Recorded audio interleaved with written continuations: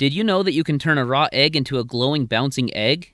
All you need is vinegar, a cup, a spoon, a yellow highlighter, scissors, a black light, and an egg. First, take an egg and gently place it into an empty cup.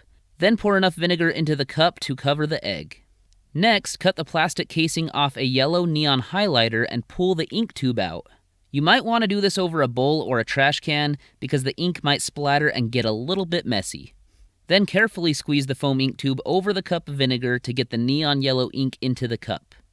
Now place a spoon on top of the egg to keep it submerged in the vinegar and patiently wait for 2 days. 48 hours later, gently pull the egg out of the cup and wash it with some water. The egg should be squishy and yellow because the vinegar dissolved the eggshell and left the flexible membrane holding the egg together.